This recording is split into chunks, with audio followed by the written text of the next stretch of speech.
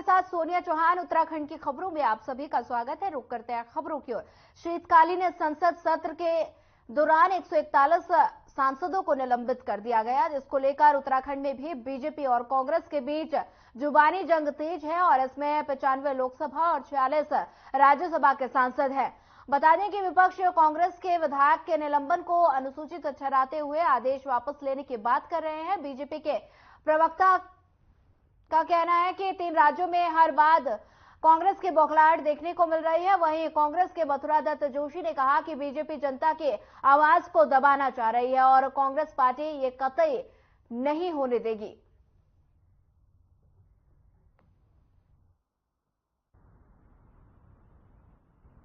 देखिए, 3 राज्यों की जो हार विपक्षी को मिली है, ये उसकी बौखलाहट है और संसद के बाहर जो अमर्यादित आचरण विपक्ष दिखा रहा है, साफ जाहिर होता है कि 2024 में भी ये विपक्ष में ही बैठने वाले हैं और पूरा देश जो है संसद कार्यवाही में जो महत्वपूर्ण बिलों पर चर्चा होनी थी उसके लिए इंतजार कर रहा है। लेकिन विपक्षी दलों का इस प्रकार का अमर्यादित आचरण ये बताता है कि ये कितने सीरियस हैं और जिस प्रकार का वहाँ पे जो सुरक्षा में जो चूक हुई है, जो उल्लंघन हुआ है, उसमें निंदा करने की बजाय अपना पूरा समर्थन विपक्ष दे रहा है, ये बहुत ही ज्यादा निंदनीय है। कांग्रेस ने अपने स्थापना दिवस 28 दिसंबर से पहले चंदा इकट्ठा करने के लिए देश के लिए दान अभियान शुरू किया है। वहीं 18 दिसंबर को नई दिल्ली में पार्टी अध्यक्ष मल्लिकार्जुन खड़गे ने अभियान की शुरुआत की। मथुरा दत्त जोशी ने बताया कि प्रदेश अध्यक्ष करण माहरा ने कार्यकर्ताओं से बढ़ चढ़कर अभियान में हिस्सा लेने की अपील भी की है, ताकि अधिक से अधिक चंदा एकत्रित किया जा सके।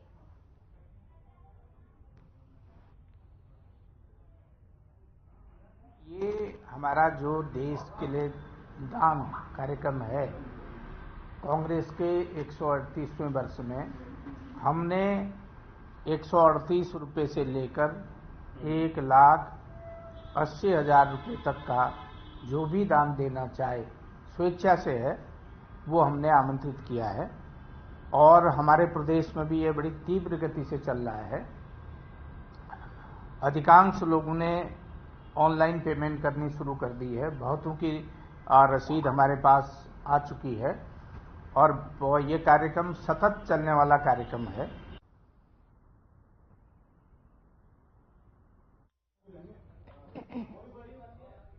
राज्य को डस्टबिन फ्री और 100% डोर टू डोर कूड़ा उठान को लेकर मुख्य सचिव एसएस संधू ने निर्देश जारी किए हैं, जिसमें नगर निगम देहरादून में भी इसको लेकर तैयारियां शुरू हो गई हैं। वहीं इसका एक्शन प्लान भी तैयार किया गया है। आपको बता दें कि नगर आयुक्त देहरादून गौरव कुमार ने इसको लेकर कहा कि शहर में वर्तमान में 80 ऐसे स्थान हैं जहां पर डस्टबिन हैं, जिनको हटाए जाने की शुरुआत की जानी है और इसके विकल्प को लेकर 100% डोर टू डोर कूड़ा उठान किया जाएगा।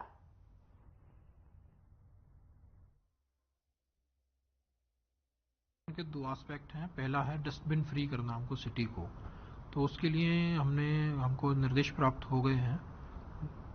अभी हम उसके लिए प्लानिंग कर रहे हैं। करीब 80 हमारे ऐसे क्षेत्र हैं जहां पर डस्टबिन का प्रयोग किया गया है, नगर निगम के डस्टबिन है। हम उनको फेज वाइज मैनर में कैसे फेज आउट करेंगे, उनको कैसे सिस्टम से हटाएंगे और उसके अल्टरनेट क्या व्यवस्था देंगे, तो हम एक्शन प्लान उसका एक तैयार कर रहे हैं। अगले 2 या 3 दिन में उसका एक्शन प्लान तैयार कर लेंगे। उसके अल्टरनेट व्यवस्था के तौर पर हम अपना जो डोर टू डोर कलेक्शन है उसको बेटर करेंगे। दूसरा, हम उसमें एनफोर्समेंट की कार्रवाई पर भी पूरा जोर देंगे, जैसे इसमें सीसीटीवी कैमरे का वहां पर इंस्टॉलेशन।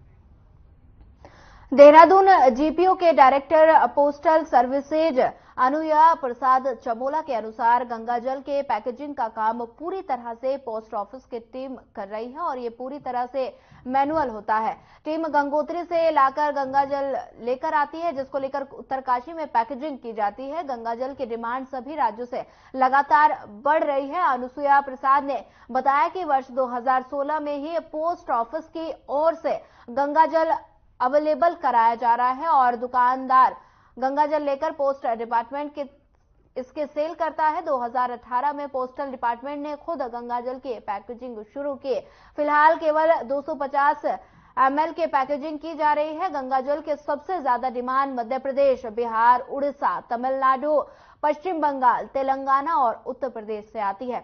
उन्होंने बताया कि इसके लिए देहरादून जीपीओ में भी गंगा जल का स्टॉल लगाया गया है। ये स्टॉल परमानेंट है और यहां से आसानी से गंगा जल खरीदा जा रहा है। यहां स्टॉल से रोजाना 15 से 18 गंगा जल की बोतलें सेल हो रही हैं।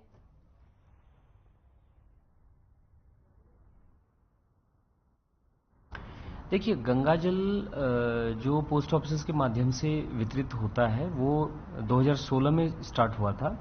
उसके बाद इसको 2019 से एक नए रूप में जो है हमने सप्लाई किया था, और वो था कि केवल गंगोत्री का गंगा जल हम लोग 250 ml की बोतल के माध्यम से 3000 पोस्ट ऑफिसों के माध्यम से पूरे हिंदुस्तान में इसको वितरित करवा रहे थे। तो अभी चूंकि देहरादून जीपीओ इसका एक नोडल सेंटर है, तो पूरे जो देश के अन्य हिस्सों से भी जो है डिमांड उत्तराखंड परिमंडल को आती है। उत्तराखंड परिमंडल उस डिमांड के आधार पर देहरादून जीपीओ को निर्देशित करता है कि फिलहाल वक्त हो चला एक छोटे से ब्रेक का। ब्रेक के बाद जल्द हाजिर होंगे।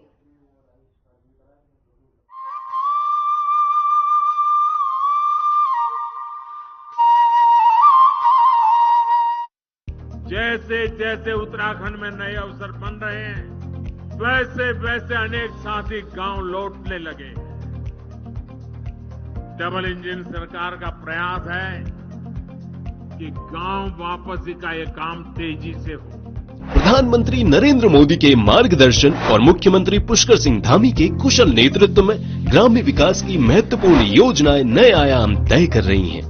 दीनदयाल उपाध्याय ग्रामीण कौशल योजना के तहत नजदीकी ब्लॉक में गरीब परिवार के युवकों को निशुल्क कौशल प्रशिक्षण देकर नियमित मासिक आय वाले रोजगार और स्वरोजगार के अवसर उपलब्ध कराए जा रहे हैं। दीनदयाल उपाध्याय कौशल्य विकास योजना के तहत हमारे ब्लॉक तथा हमारे आसपास के रिमोट एरिया के युवक और युवतियों को जो कि जरूरतमंद है, उनको रोजगार के अवसर उपलब्ध हो रहे हैं। श्यामा प्रसाद मुखर्जी रूरबन मिशन के तहत उत्तराखंड राज्य को 3 चरणों और 6 क्लस्टर में चयनित किया गया है। योजना के अंतर्गत विभिन्न घटकों जैसे सड़क, कृषि विकास, आजीविका संवर्धन, स्ट्रीट लाइट और शिक्षा में कार्य किया जा रहा है। माननीय प्रधानमंत्री जी का जो सपना है कि उत्तराखंड का युवा पलायन ना करे और गांव का युवा गांव में ही स्वरोजगार करे, अपना रोजगार करे, और उसके लिए हम लोग काम कर रहे हैं, चाहे मत्स्य पालन का हो या मशरूम का हो या फिर मनरेगा योजना को लेकर हो, और काफी मात्रा में युवा आज उस पर काम कर रहा है, जिससे जो है पलायन पर खासकर रोक लगी है। महात्मा गांधी राष्ट्रीय ग्रामीण रोजगार गारंटी योजना के तहत 200 लाख मानव दिवस सृजन के सापेक्ष 90% मानव दिवस सृजित किए जा चुके हैं। प्रधानमंत्री आवास योजना के तहत ग्रामीण योजना के अंतर्गत सभी बेघर, कच्चे और टूटे हुए मकान वाले परिवारों को वर्ष 2024 तक बुनियादी सुविधाओं के साथ पक्का आवास उपलब्ध कराने का लक्ष्य रखा गया है। प्रदेश के अंतिम छोर तक बह रही है विकास की बयार, उन्नति का संकल्प निभा रही है डबल इंजन की सरकार।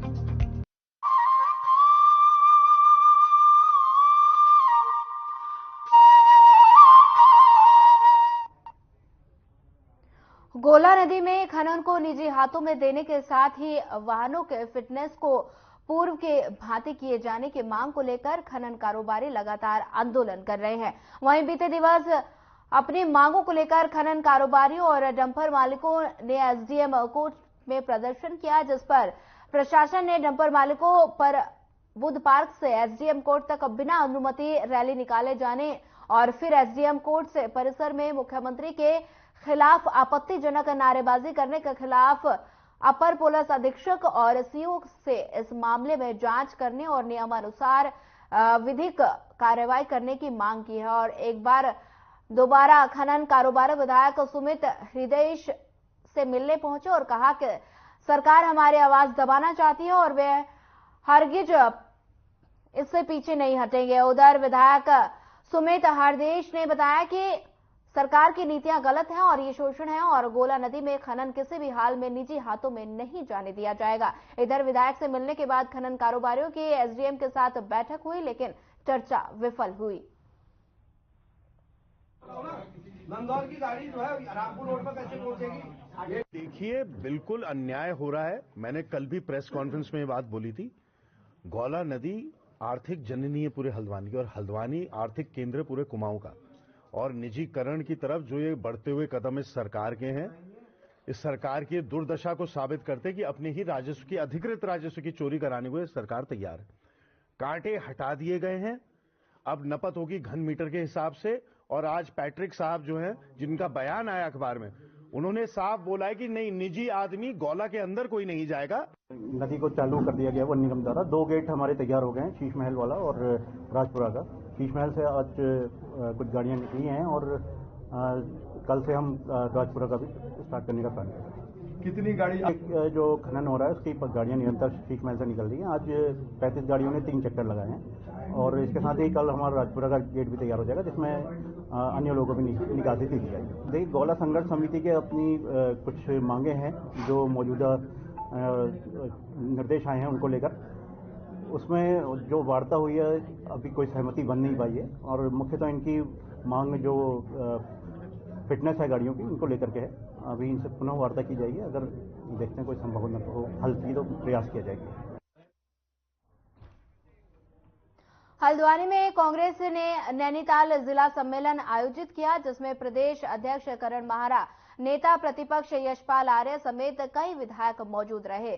सम्मेलन में पार्टी पदाधिकारियों के साथ ही पूर्व विधानसभा प्रत्याशी भी शामिल हुए। वहीं लोकसभा चुनाव से पहले कार्यकर्ताओं के बीच जाकर पार्टी को मजबूत करने का लक्ष्य लेकर ये सम्मेलन आयोजित किया गया। इस दौरान मंच से कई वरिष्ठ नेताओं और कार्यकर्ताओं ने अपनी नाराजगी भी जाहिर की। वहीं कांग्रेस प्रदेश अध्यक्ष करण माहरा ने कहा कि पार्टी को मजबूत करने के लिए लगातार इस तरह के सम्मेलन आयोजित किए जा रहे हैं, जिसमें प्रदेश सरकार के खिलाफ आगामी कार्यक्रमों को लेकर भी रणनीति तैयार की जा रही है।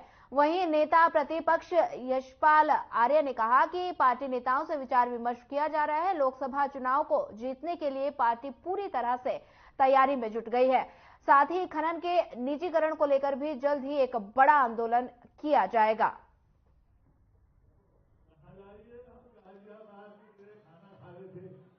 विचार विमर्श कर रहे हैं, निचले स्तर पर, बूथ स्तर पर हमारी क्या स्थिति है इसका आकलन कर रहे हैं। सभी हमारे साथियों ने कहा कि बूथ मैनेजमेंट बेहतर होना चाहिए, बूथ कमेटियों का गठन होना चाहिए। कई जगह बूथ कमेटियां बनी हैं और अगला चरण जो हमारा है उसमें हम सीधे अपने बूथ के कार्यकर्ताओं से संवाद भी करेंगे, उनके सुझाव भी लेंगे, क्योंकि चुनाव की दहलीज पर हम खड़े हैं। हम चाहते हैं कि कांग्रेस सशक्त होकर, मजबूत होकर, एकजुट होकर इस लड़ाई को लड़े और जीत हासिल करे। नहीं, देखिए, बहुत बड़ा मैं जिला अध्यक्ष महोदय और महानगर अध्यक्ष महोदय को बधाई देता हूं। सफल आयोजन हुआ है पूरे जिले से, पूरे महानगर क्षेत्र से।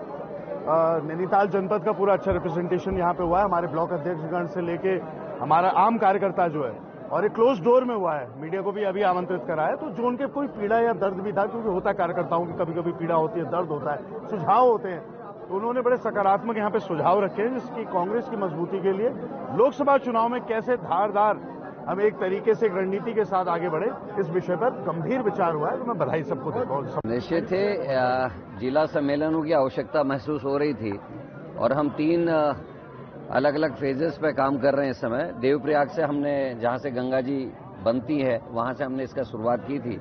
उसके बाद रुद्रप्रयाग, चमोली, पौड़ी, उत्तरकाशी, टिहरी, लोहाघाट, चंपावत, फिर पिथौरागढ़, फिर बागेश्वर और अल्मोड़ा के हम कर चुके हैं। आज नैनीताल जिले की ये बैठक है और इसमें जहां अपने अध्यक्षगणों से विभिन्न जो हमारे फ्रंटल प्रकोष्ठ है, उनके जो कार्यकर्ता, उनके सुझाव हम ले रहे हैं।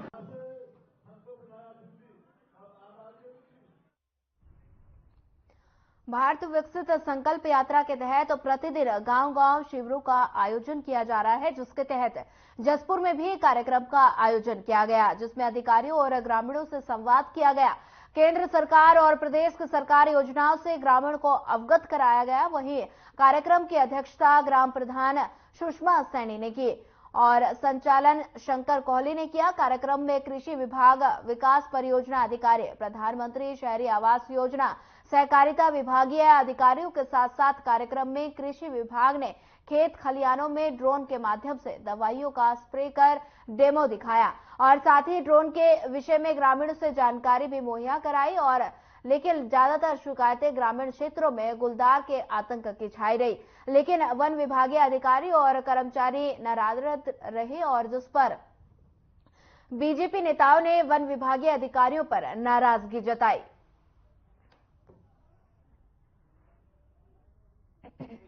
उनके बारे में आपको बताया गया, विकास किया है कि जो पहले विकासशील देशों की श्रेणी से निकल के विकसित देशों की श्रेणी में आ गया। इसलिए ये संकल्प यात्रा निकाली जा रही है ताकि इसके माध्यम से हर गरीब कमजोर जो तमाम सारी सरकार की जो योजनाएं हैं उन योजनाओं का हर आदमी को लाभ मिल सके, क्योंकि लोगों को पता नहीं होता कि कितनी सारी योजनाएं हैं कहीं ना कहीं। तो इसलिए हर पंचायत में जाकर के सारे विभागों के अधिकारी कर्मचारी जाते हैं और जा रहे हैं और वहाँ पर तमाम सारी योजनाओं के विषय में बता रहे हैं।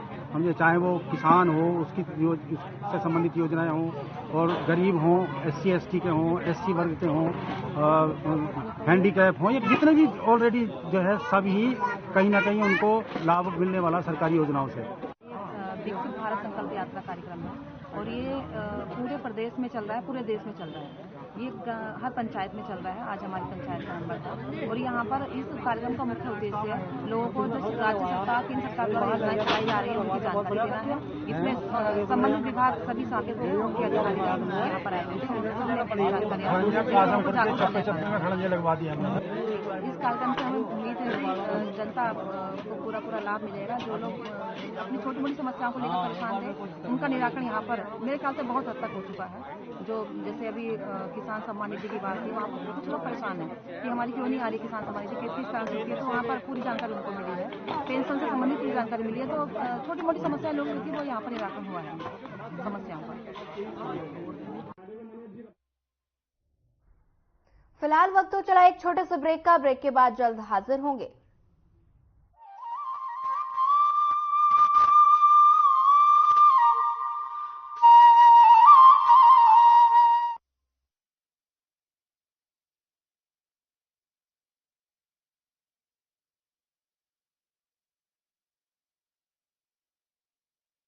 जैसे जैसे उत्तराखंड में नए अवसर बन रहे हैं, वैसे वैसे अनेक साथी गांव लौटने लगे। डबल इंजन सरकार का प्रयास है कि गांव वापसी का ये काम तेजी से हो। प्रधानमंत्री नरेंद्र मोदी के मार्गदर्शन और मुख्यमंत्री पुष्कर सिंह धामी के कुशल नेतृत्व में ग्राम्य विकास की महत्वपूर्ण योजनाएं नए आयाम तय कर रही हैं। दीनदयाल उपाध्याय ग्रामीण कौशल योजना के तहत नजदीकी ब्लॉक में गरीब परिवार के युवकों को निःशुल्क कौशल प्रशिक्षण देकर नियमित मासिक आय वाले रोजगार और स्वरोजगार के अवसर उपलब्ध कराए जा रहे हैं। दीनदयाल उपाध्याय कौशल्य विकास योजना के तहत हमारे ब्लॉक तथा हमारे आसपास के रिमोट एरिया के युवक और युवतियों को जो कि जरूरतमंद है उनको रोजगार के अवसर उपलब्ध हो रहे हैं। श्यामा प्रसाद मुखर्जी रूरबन मिशन के तहत उत्तराखंड राज्य को 3 चरणों और 6 क्लस्टर में चयनित किया गया है। योजना के अंतर्गत विभिन्न घटकों जैसे सड़क, कृषि विकास, आजीविका संवर्धन, स्ट्रीट लाइट और शिक्षा में कार्य किया जा रहा है। माननीय प्रधानमंत्री जी का जो सपना है कि उत्तराखंड का युवा पलायन ना करे और गांव का युवा गांव में ही स्वरोजगार करे, अपना रोजगार करे, और उसके लिए हम लोग काम कर रहे हैं, चाहे मत्स्य पालन का हो या मशरूम का हो या फिर मनरेगा योजना को लेकर हो। और काफी मात्रा में युवा आज उस पर काम कर रहा है, जिससे जो है पलायन पर खासकर रोक लगी है। महात्मा गांधी राष्ट्रीय ग्रामीण रोजगार गारंटी योजना के तहत 200 लाख मानव दिवस सृजन के सापेक्ष 90% मानव दिवस सृजित किए जा चुके हैं। प्रधानमंत्री आवास योजना के तहत ग्रामीण योजना के अंतर्गत सभी बेघर, कच्चे और टूटे हुए मकान वाले परिवारों को वर्ष 2024 तक बुनियादी सुविधाओं के साथ पक्का आवास उपलब्ध कराने का लक्ष्य रखा गया है।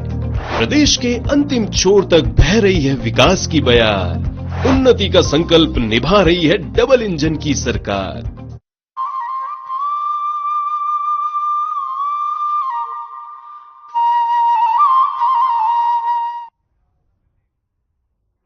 ब्रेक के बाद आप सभी का एक बार फिर स्वागत है। बढ़ते हैं अगली खबर की ओर। मुख्यमंत्री पुष्कर सिंह धामी के नशा मुक्त राज्य के सपने को साकार करने की दिशा में रायवाला पुलिस को बड़ी सफलता हाथ लगी है। पुलिस ने एक कार से सप्लाई किए जा रहा 58 किलो गांजा पकड़ा है और गांजा तस्करी करने के आरोप में पुलिस ने एक महिला समेत 5 तस्करों को गिरफ्तार किया, जिनके खिलाफ पुलिस ने मुकदमा दर्ज कर लिया है। वहीं मामले का खुलासा एसएसपी अजय सिंह ने किया है। एसएसपी के मुताबिक मुखबिर की सूचना पर पुलिस ने रायवाला में वाहनों के चेकिंग की। इस दौरान हरिद्वार की ओर से आ रही एक बिना नंबर प्लेट के संदिग्ध कार को पुलिस ने चेकिंग के लिए रुकने को इशारा किया। वहीं पुलिस को देखकर कार चालक को विपरीत दिशा में भगाने लगा। वहीं पुलिस ने कुछ दूरी पर इसका पीछा कर उसे रोक लिया और तलाशी लेने पर उसके अंदर से 58 किलो गांजा बरामद हुआ। आरोपियों ने गांजा मुजफ्फरनगर के अमीर नाम के एक युवक से खरीदकर लाने का जुर्म भी कबूल लिया है और आमिर अभी फरार है, जिसके गिरफ्तारी के प्रयास पुलिस लगातार कर रही है।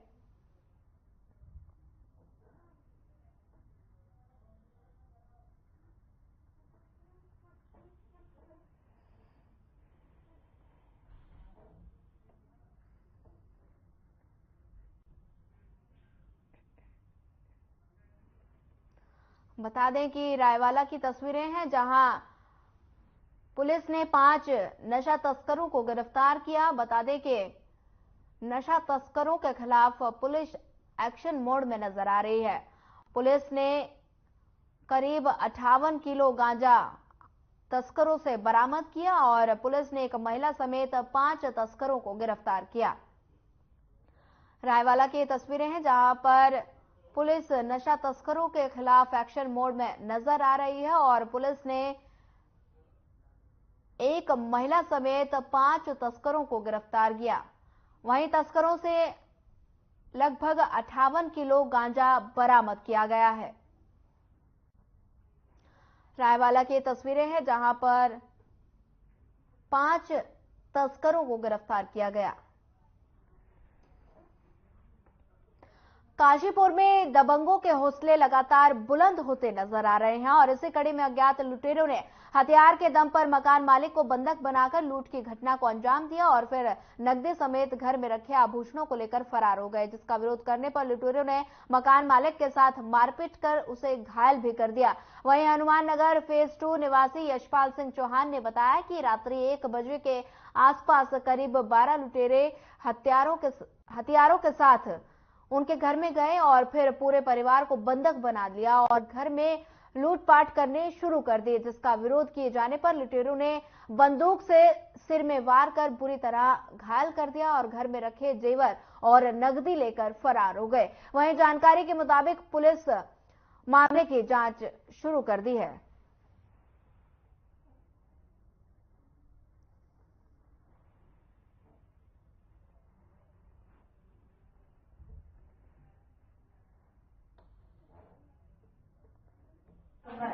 और बाकी जो है इधर ये कल रात की लगभग 1 बजे की घटना है और हम लोग उस समय सूर्य चौकी पे थे। रात में गश्त और अन्य ड्यूटियों को चेक किया जा रहा था। इसी क्रम में हमें लगभग 2 बजे करीब में सूचना मिली कि हम लोग बिहार कॉलोनी है, वहाँ पे कुछ लोग घर में घुसे हुए हैं और उन्होंने वहाँ पे लूट करी है। इस सूचना पर तत्काल मैं स्वयं भी क्षेत्राधिकारी थाना पुलिस सभी मौके पर पहुंचे तो वहाँ पे ज्ञात हुआ कि एक चौहान जी हैं, वो अपने बच्चे के साथ वहाँ रहते हैं, उनके विशेष शिक्षक हैं और वो अपने स्कूल में गई थी, वहीं वो रुकी हुई थी। पिता और पुत्र वहाँ पे थे, उनके 2 किराया जो लड़कियां हैं वो आस पड़ोस के कमरों में रह रही थी।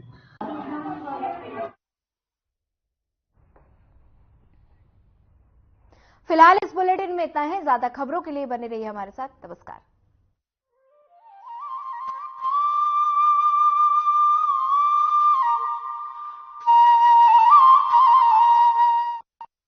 जैसे